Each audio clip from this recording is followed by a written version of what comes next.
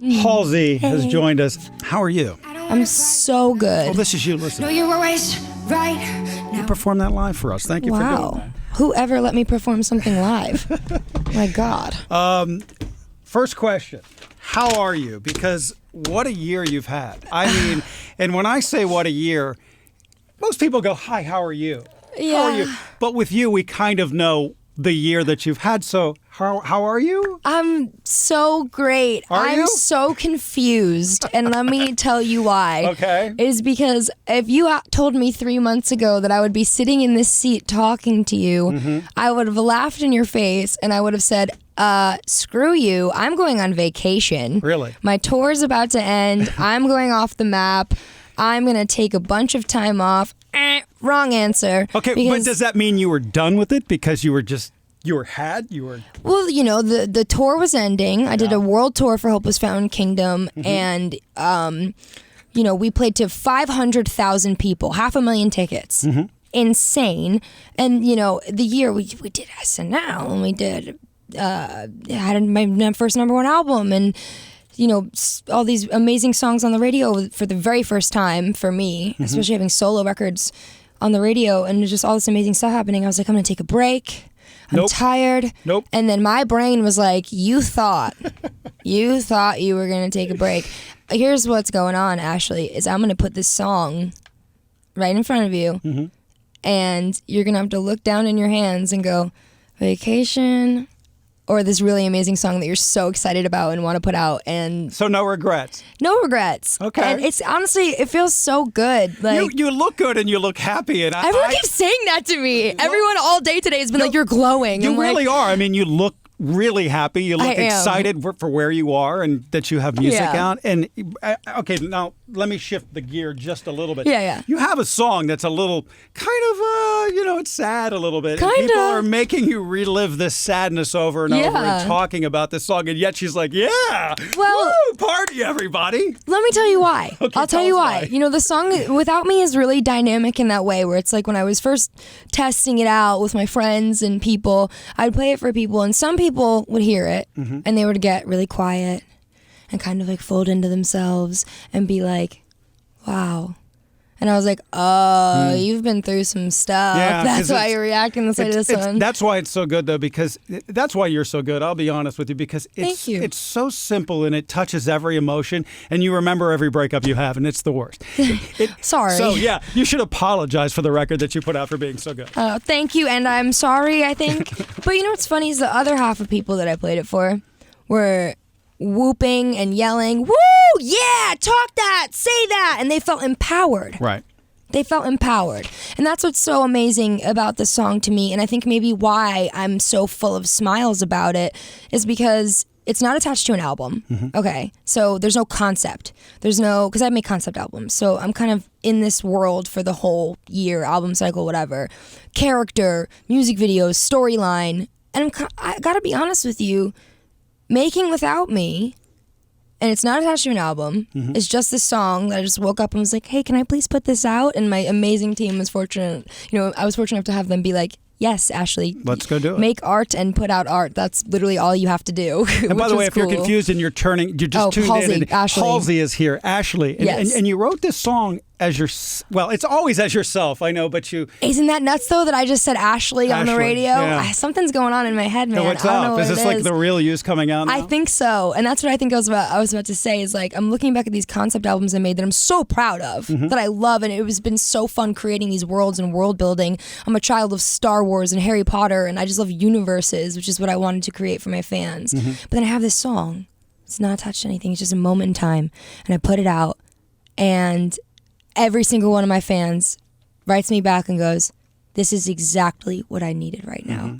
And that's why I'm so happy, because I just feel so free, and I feel like all of us are like going through it together, and it's awesome. Right. There's a quandary for, as a host, you don't want to be too intrusive in someone's life, but we kind of know what's going on in your life. Is it hard to talk about your relationship and where you are and where you were and where you are now where are you? Okay.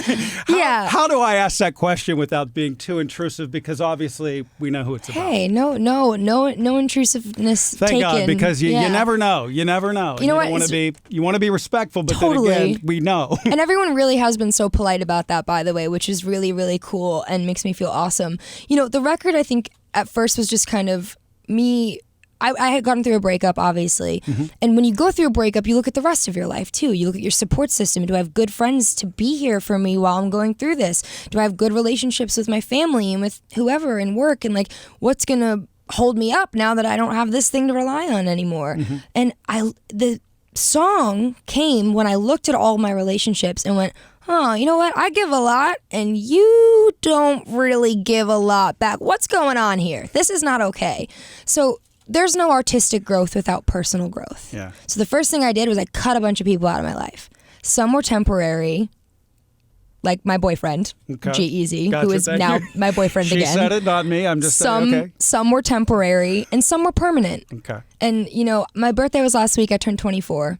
And this was just a mark of maturity for me.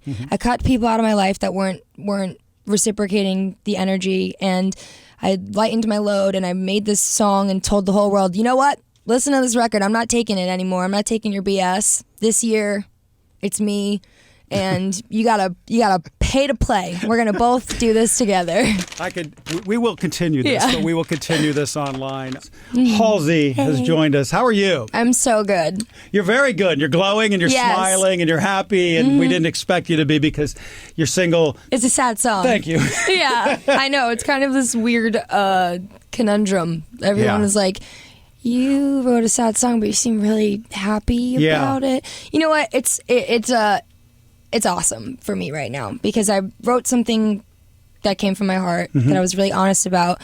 And I think one of the most amazing things about acknowledging your insecurities or the things you're upset about is that now you get to fix them.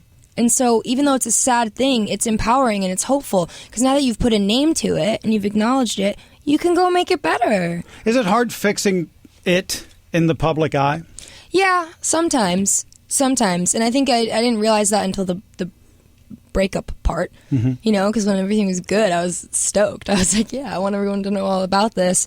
And then when the breakup part came, I was like, maybe I should have done that a little differently. Yeah. But I'm learning. I'm in my 20s, and I've never been a musician before this. So all Or this famous before this. Yeah, which is kind of what I think I was. Yeah. That's kind of the different.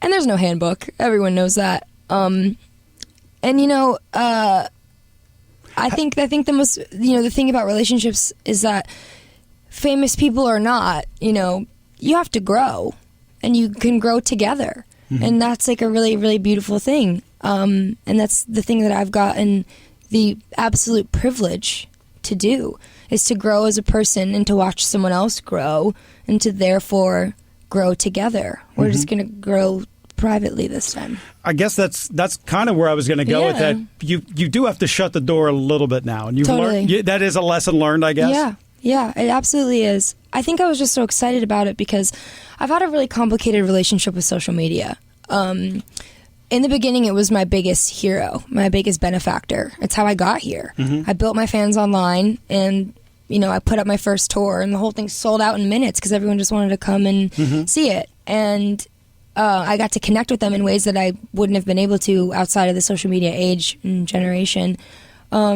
And then it turned against me because, you know, I was speaking my mind and all of a sudden there was a lot more people listening than usual. And more people listening means more people likely to be upset. And then it kind of came back around again when I had this thing I was so excited about because that relationship was the first thing in the history of me being a famous person, which still feels so weird to say, by the way. It's true, though. It's a matter of fact. Totally. There's a finite amount of people that can understand what you're going through. Yeah, but when it happened, it was the first thing in the history of famous me where I went, I don't really care what you people online say because this thing makes me really happy. Is there a guilt to kind of shutting the door to them somewhat? I know you have to do it. But see, this is where this is why I'm so happy. Okay. And I'm going to tell you why right now. Adderall. That is what it is. I'm kidding. I said that. She did not say that. It was a joke. I'm not going to comment on that because no matter what I say, I'm going to get in trouble. That was a joke. Honestly, there was nothing to that. No, that was incredible. That was incredible. It was well timed and placed at that as well. No, it was the response in the room. Yes, I think really said the silence everything. Was utterly deadening. It was like the worst feeling ever. I think everyone was waiting to have fun. We are having fun. I think everyone was waiting for me to be like, yeah, actually, that is what it is. Because that is something you would do. Yeah, 100%. Yeah. No, this song was because that did puzzle me for a while. I was like, okay, how do I have a healthy relationship and maintain my privacy while still letting my fans see this part of my life? Because I pride myself on being an open book. Mm-hmm. That's been my whole thing, my whole career. Yeah. I'll say anything, ask me anything, I'll tell you the truth, I'm honest, I'm authentic. And now all of a sudden, I have this thing I want to keep precious. Yeah. And it's like, how do I walk that line? So, when I had a very public breakup, which I don't wish upon anyone, by the way.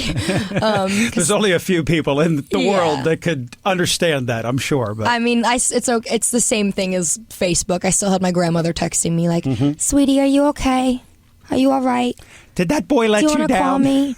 I really liked him, though. I like that boy. Thanks, Grandma. Me too. But everyone was like, say something. Say something. Say something. Comment on it. Say something. Tell us. Give us more. Why did it happen? What's going on? Are you going to get back together? Say something. Say something. And I was like, whoa. Yeah. How do I give them the answer they want that they're maybe not entitled to, but that I've led them to expect because of how open I am? Mm-hmm. And the answer was, write a song about it. And that's what's so great, is because it brought me back to the reason I make music in the first place, which is like feel stuff and then make art about those things you feel. Mm-hmm. And it felt so good. And it just made me re-energized, and it made me like myself so much more. And it made me happy. And it was the best safety net, landing pad, blanket, whatever to fall on when I was going through that tough time. Because it brought me back to myself. And I looked at this thing that I made out of my pain and went, hey, this is pretty good. Mm-hmm. I'm excited about this. And if they want an answer, this is how I'm going to give it to them. Because I have matured, and I'm an artist. Mm-hmm. And when people ask me to speak, I speak like this.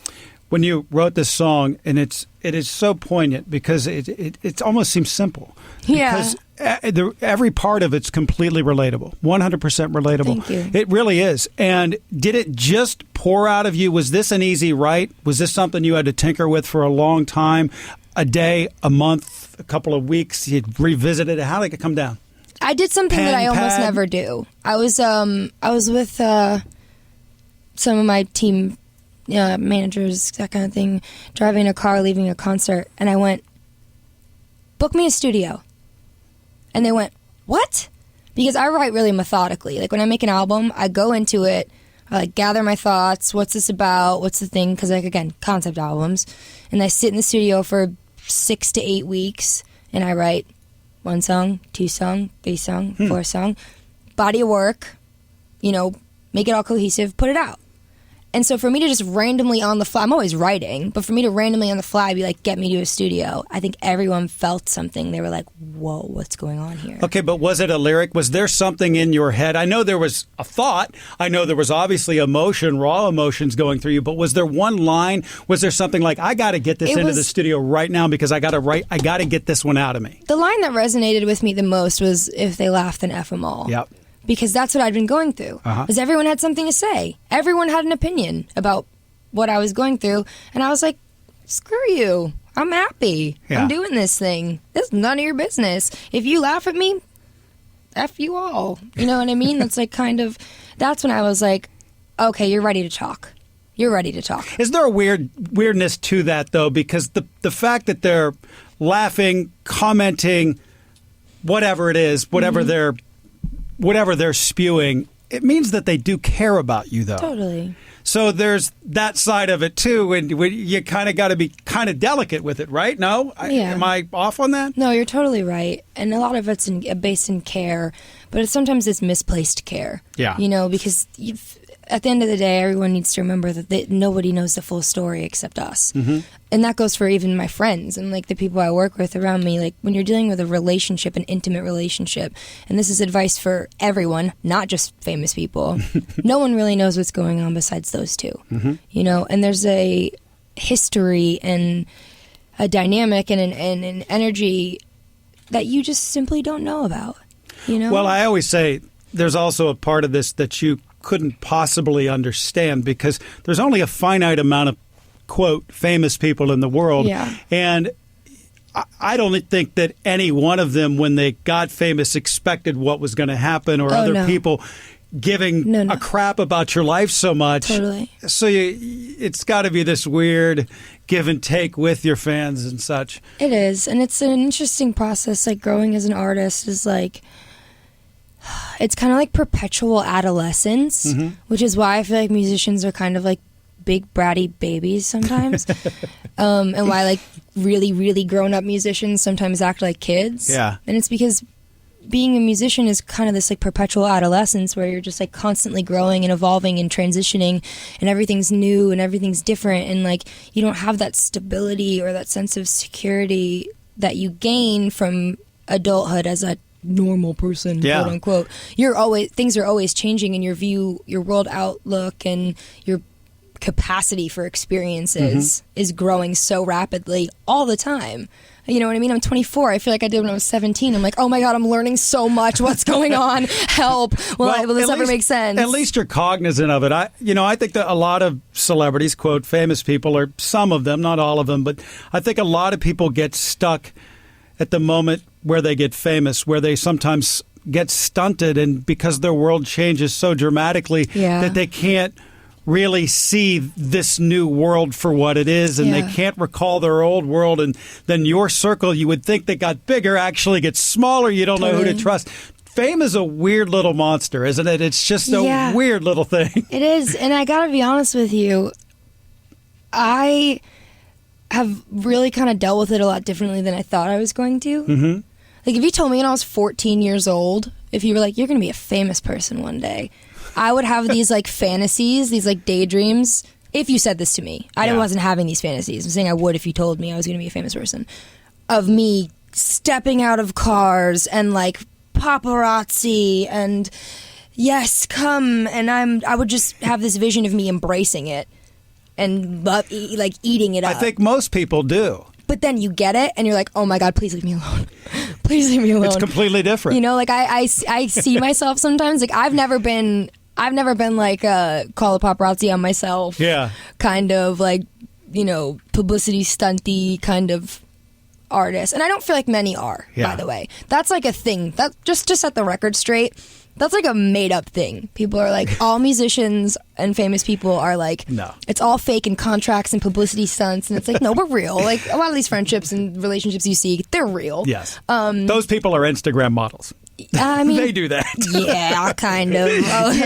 They kind of do. But it's like, here I am totally dealing with it differently than I thought I was going to. And being like, ducking out the back of places, like avoiding things and like, always choosing. And not even being cool. Like, this is cool to do. Like, you're really like, I need to be out of here. Totally. I don't want to be seen. Totally. Let me just enjoy my night. Which is not like boo-hoo, I'm famous thing. It's not. No, I know. I just want to say that before someone dives in and they're like, Halsey says she doesn't appreciate anything. Like, I don't know. That's not true. Okay, so this is an obvious question. What did G-Eazy say when you played him this song? He loves it. Yeah. Did he cry? Did this hurt him? Because clearly you took a knife and you just,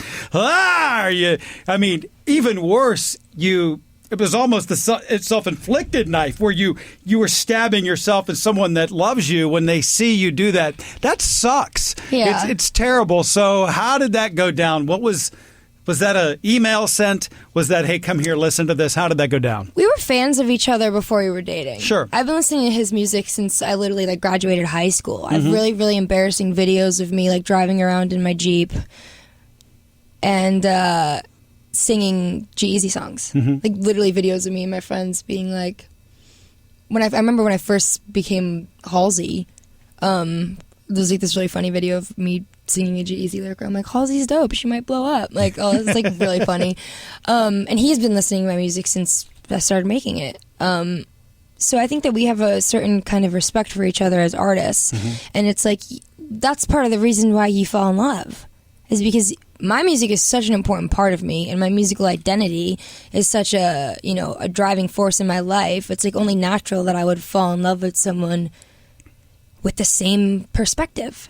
And so if this thing that potentially could hurt him is motivated by the very reason he loves me, then, you know, there's a sense of understanding and respect. And also not just him, because like I said, it's kind of really about everyone in that process. A lot of people in my life heard that song and went, you know what?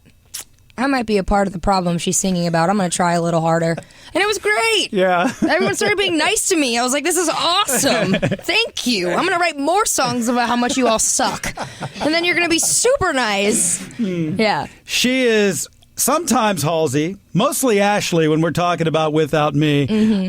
We love the song. We thank you for stopping in. Thank you for being so honest and sharing and giving this song to the world, because like I said, I think everybody in the world can relate to this one, and it's like, oh yeah, I've been there before, so it's cool that you just spit that out. Well, thank you for giving me a place to come talk about it, because I really just want to talk about it all the time. I love it so much. I'm just so excited. Thank you. That's honestly, that's the opposite of what I would have thought. I was a little bit fearful of this interview, asking someone about a breakup so much, but you got the right perspective on it, so thank you. What can I say? I'm full of surprises. Yes, you are.